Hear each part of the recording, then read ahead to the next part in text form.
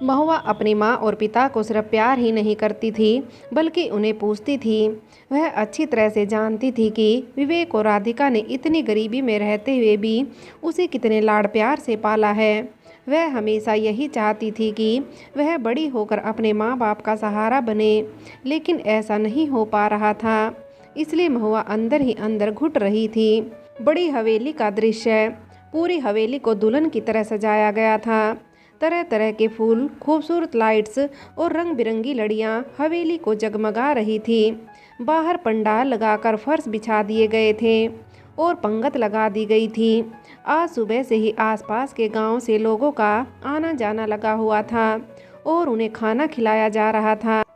एक तरफ परिधि और महेंद्र गरीबों को कपड़े और खाने की चीजें दान कर रहे थे, तो दूसरी तरफ बिंदिया और अग्रज मोहिनी को लेकर हवन करवा रहे थे। रिश्तेदार और दोस्तों का हुजूम उमड़ रहा था। ऐसा लग रहा था जैसे आज हवेली में मोहिनी का विवाह है। माता जी बार बार अपने छत के कमरे से झांक झांक कर यह सब देख रही थी। माता जी की उम्र की ही उनकी बहनें भी इस आयोजन में आई थी। माता जी उनसे अपने दिल की भड़ास निकाल रही थी और माता जी की बहनें उनके साथ उनकी हाँ में हाँ मिलाकर दे रही थी। उन्होंने भी माता जी से कहा कि अग्रज और बिंदिया को अपनी लड़की को इतना सर नहीं चढ़ाना चाहिए, आखिर है तो वह लड़की ही। सब कुछ सुचारू रूप से चल रहा था। मोहिनी ने आज बसंती रंग का खूबसूरत लहंगा पहना हुआ था। उसकी भूरी आंखें, गोरी रंगत पर यह रंग खूब जच रहा था। सचमुच आज मोहिनी किसी परी से कम नहीं लग रही थी। खुद मोहिनी भी अपनी खूबसूरती देखकर इतरा रही थी। हवन का कार्य संपन्न हो चुका था और अब पंडितों को भोजन कराने की बारी थी। मंत्र उच्चारण के साथ पंडितों ने भोजन आरंभ कर दिया था। मोहिनी अग्रज के पास आई और उसने अग्रज से कहा, पिताजी, अगर आपका यह धर्म कर्म का काम हो चुका हो तो अब आप उन नौटंकी वालों को बुला लीजिए। सच कह रहे हैं, हम बहुत ज़्यादा उत्साहित हैं उन लोगों का नृत्य और कलाबाजी देखने के लिए। पिछली बार जब आप हमें अमेरिका लेकर गए थे तब आपने हमें वहाँ सर्कस दिखाया था। सच कह रहे हैं, हमें वह सब बहुत अच्छा लगा था, लेकिन भारत में आकर तो यह सब चीज़ें देखने को नहीं मिलती हैं। अब आप जल्दी से उन लोगों को बुलवा लीजिए। अग्रज ने मोहिनी की बात पर उसे थोड़ा झिड़कते हुए कहा, मोहिनी, यह धर्म कर्म के काम को आप खराब मत समझा करो बेटा। ईश्वर की कृपा से ही आप हमें मिली हैं, तो सबसे पहले हमें उस ईश्वर का धन्यवाद करना चाहिए। हमने आपसे पहले ही कहा था कि शाम को हम नौटंकी वालों को भी बुलाएंगे।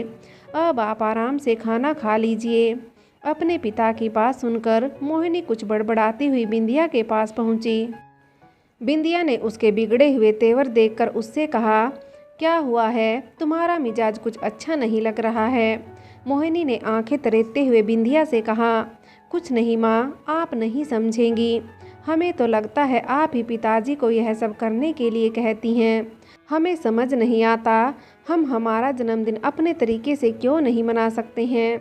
हमारे सारे दोस्त शहर में जाकर पार्टी करते हैं और एक हम हैं, सुबह से पूजा पाठ में बिठा दिया जाता है और उसके बाद गरीबों को खाना खिलाना, दान देना हमें समझ नहीं आता है माँ। इन सब को करने से क्या फ़ायदा। जन्मदिन हमारा है, हम अपने तरीके से जन्मदिन क्यों नहीं मना सकते हैं। मोहिनी की बात सुनकर बिंदिया ने थोड़ा ऊंची आवाज़ करते हुए मोहिनी से कहा, क्योंकि हम भारतीय हैं, हमें लगता है बड़े स्कूल में पढ़कर आप अपनी संस्कृति भूलती जा रही हैं। मोहिनी, मोहिनी, हम दुनिया के किसी भी कोने में क्यों ना चले जाएं, हमें अपनी संस्कृति नहीं भूलनी चाहिए। क्या आपने किसी अंग्रेज को अपने जन्मदिवस पर हवन करते हुए देखा है? तो हम क्यों उनकी तरह केक काटें। हमें समझ में नहीं आता है कि आप लोग पाश्चात्य संस्कृति को अपनाकर क्या साबित करना चाहते हैं। मोहिनी, आप पढ़ने में होशियार हैं, बाकी चीज़ों में भी भगवान ने आपको श्रेष्ठ रखा हुआ है, फिर आपको किस बात की परेशानी है। उस ईश्वर को धन्यवाद करना सीखिए। बिंदिया की बात सुनकर मोहिनी ने आंखें बड़ी करते हुए कहा, ओ गॉड माँ, प्लीज़ अब आप अपना ज्ञान मत बांटिए। पहले ही पिताजी हमें बहुत ज्ञान दे चुके हैं, हम थक गए हैं, अपने कमरे में जा रहे हैं। जब आपका यह सब खत्म हो जाए तब बता दीजिएगा। वैसे आप हमें अभी मत बुलाइएगा, जब नौटंकी वाले आ जाएं तभी हम बाहर आएंगे। हमारा खाना हमारे कमरे में भिजवा दीजिएगा। मोहिनी की बात सुनकर बिंदिया हैरान थी। उसे समझ नहीं आ रहा था कि वह किस तरह से मोहिनी को समझाए। सभी के लाड़ प्यार ने मोहिनी को अब जिद्दी और थोड़ा बदतमीज भी बना लिया था। वह धीरे धीरे बड़ों से बात करने की तमीज खो रही थी और यह सब बातें बिंदिया को परेशान कर रही थी। बड़ गांव का दृश्य।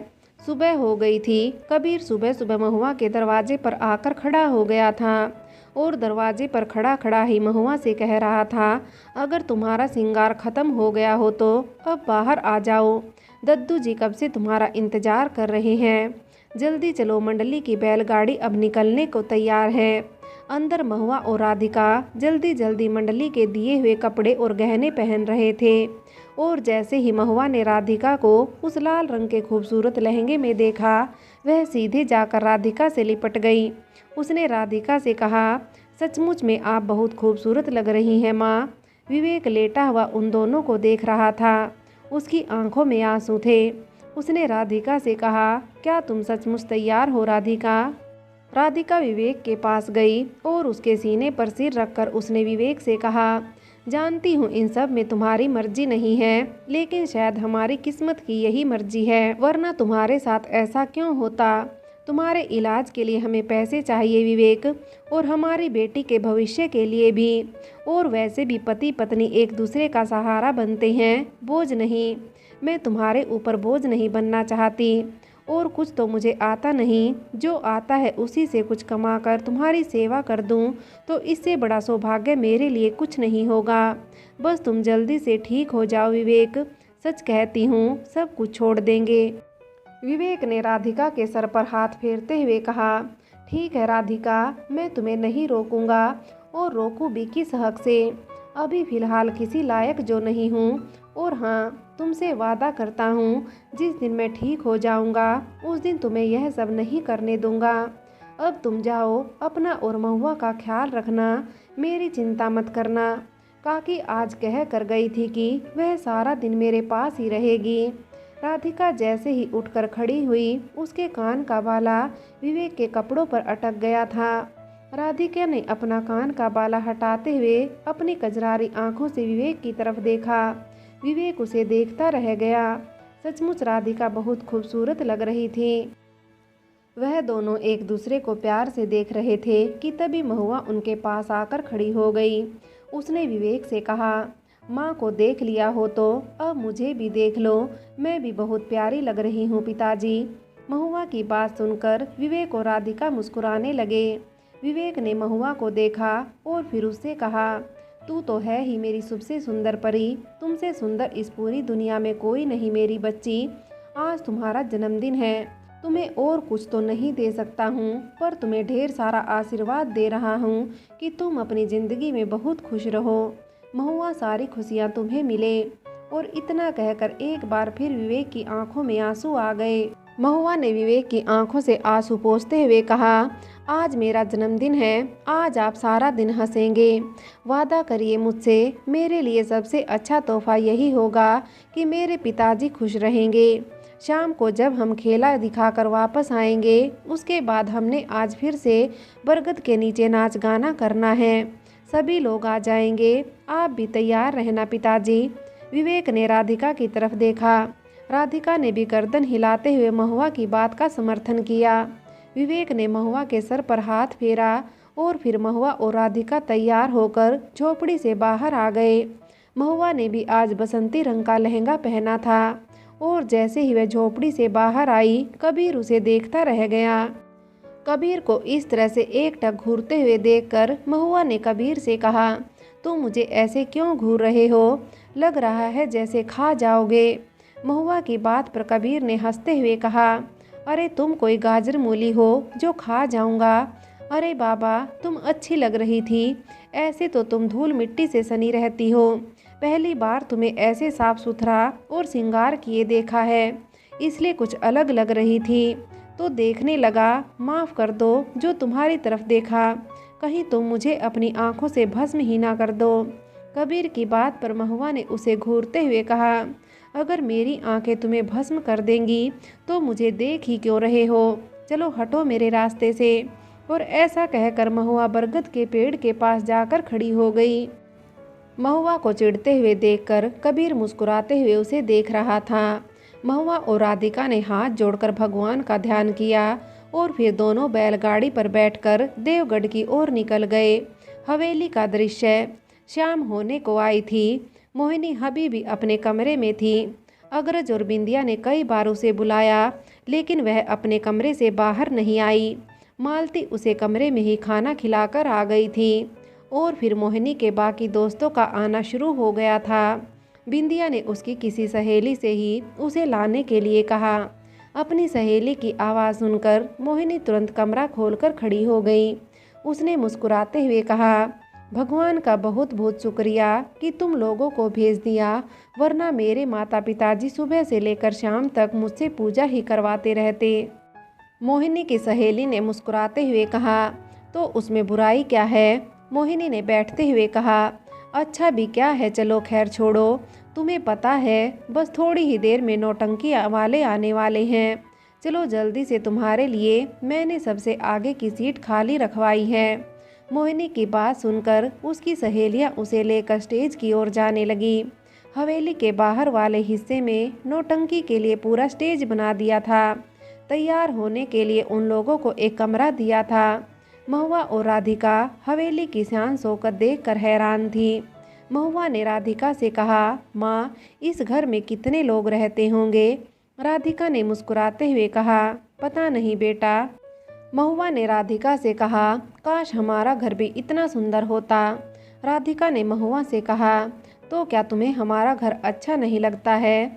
महुआ ने राधिका से कहा, नहीं नहीं माँ, हमारा घर तो सबसे सुंदर है, छोटा और प्यारा। लेकिन देखो ना, ये हवेली कितनी खूबसूरत है। इसे देखकर तो ऐसा लग रहा है जैसे यह मेरा खूबसूरत घर हो। राधिका ने महुआ के सर पर हाथ फेरते हुए कहा, बेटा, ऐसा सपने में भी बस सोचना, हम गरीबों के हिस्से सर ढकने के लिए छत भी आ जाए, वही काफ़ी है। इतनी बड़ी हवेली के सपने तो हम देख भी नहीं सकते हैं। चलो सबसे पहले तुम्हारा खेला है, तुम जल्दी से जाकर वह मुखौटा पहन लो। महुआ ने राधिका से कहा, क्या ज़रूरी है मुखौटा पहनना? राधिका ने महुआ से कहा, पता नहीं, पर मालिक ने तो यही कहा था कि वह नहीं चाहते कि तुम्हारा चेहरा कोई भी देखे। इन अमीर लोगों का कुछ पता नहीं होता है। अब शहरों में सर्कस आने लगे हैं, कहीं कोई तुम्हें सर्कस में ना ले जाए, इसलिए वह तुम्हारा चेहरा छुपा कर रखना चाहते हैं। और उनकी बात मानो, वह हमारे भले के लिए ही यह सब कहते हैं। राधिका की बात सुनकर महुआ ने तुरंत वह मुखौटा पहन लिया था। मंडली सज चुकी थी और इधर बड़ी हवेली के सारे सदस्य बेसब्री से खेला शुरू होने का इंतजार कर रहे थे। रामपुर का दृश्य। गौतम शहर नौकरी करने चला गया था। उमेश और ज्योति अभी भी गांव में रहकर अपनी नानी की खेती में मदद करते थे। ज्योति को कुछ समझ नहीं आ रहा था कि आखिर उन लोगों की जिंदगी कहाँ जा रही है। आज वह बहुत दुखी थी। वह सीधे सोनाली के पास गई और उससे कहा, आप और नानी अक्सर दीदी की बात करते हो। मुझे हल्का हल्का याद है, राधिका दीदी हमें नहलाती थी, तैयार करती थी। आखिर वह कहाँ गई? क्या हुआ उनके साथ? नानी जी भी हमेशा यही कहते हैं कि आपने और नानी ने उनके साथ बहुत बुरा किया है। सच सच बताओ माँ, आपने राधिका दीदी के साथ क्या किया? ज्योति की बात सुनकर सोनाली ने गुस्से से आंखें निकालते हुए उससे कहा, तुम्हारे नाना बेमतलब में तुम्हारे कान भरते रहते हैं। राधिका का नाम लेना भी इस घर में मना है। तुम्हारे पिताजी उससे नफरत करते हैं, इसलिए उसका नाम अब दोबारा मत लेना। ज्योति ने जिद करते हुए अपनी माँ से कहा, माँ, इस उम्र में नाना जी झूठ क्यों बोलेंगे? मुझे तो ऐसा लगता है कि जरूर आपने और नानी ने दीदी के साथ कुछ गलत किया था। ज्योति की बात सुनकर सोनाली ने गुस्से से दांत पीसते हुए कहा, हाँ किया था तो क्या करूं? तुम दोनों के लिए ही किया था, ताकि तुम दोनों का भविष्य संवार सकूं। लेकिन आज तुम ही मुझसे बहस कर रही हो। उस लड़की के श्राप की वजह से आज मैं कहीं की नहीं रही, कोई काम नहीं कर सकती हूँ। कमाया हुआ धन चोरी हो गया और तुम हो कि उस लड़की की तरफदारी कर रही हो। मैंने उसके साथ कुछ भी नहीं किया। मैं ना करती तो वह खुद ऐसा करती। उसे भागना था इसलिए भाग गई। ज्योति ने अपनी माँ से कहा, अगर ऐसी बात है तो आप और नानी यह क्यों कहते हैं कि आप दोनों को आपके किए की सज़ा मिल रही है? क्या किया था आपने? सोनाली ने गुस्से से ज्योति से कहा। सुनना चाहती हो तो सुनो। और फिर उसने सारी कहानी ज्योति को सुना दी थी कि किस तरह से उसकी नानी गहने और एक बच्ची को लेकर उसके घर आई थी। और फिर राधिका के घर से जाने की कहानी, उन लोगों के गांव छोड़ने की सारी बातें सोनाली ने ज्योति को बता दी थी। अपनी माँ के मुंह से उनकी काली करतूत सुनकर ज्योति हैरान थी। उसने अपनी माँ से कहा, आपने दीदी के साथ इतना बुरा किया माँ, आपने ऐसा क्यों किया? आप हमारा भाग्य संवारना चाहती थी। देखा ना क्या हुआ माँ, कितना भी धन जोड़ कर क्यों ना रख लो, लेकिन अगर वह धन हमारी किस्मत में नहीं होगा तो वह हमें नहीं मिलेगा। और आपने तो किसी की किस्मत से छीनकर वह धन हमारी किस्मत संवारने के लिए रखा था। माँ सचमुच आप लोगों ने बहुत बुरा किया, सिर्फ दीदी के साथ नहीं, हम दोनों भाई बहन के साथ भी। आज हमारा जो भी हाल हुआ है वह आप लोगों की करनी का फल है, और इस बात के लिए मैं आपको कभी माफ़ नहीं करूँगी। फ्रेंड्स, आगे की कहानी के लिए कहानी का अगला भाग देखें।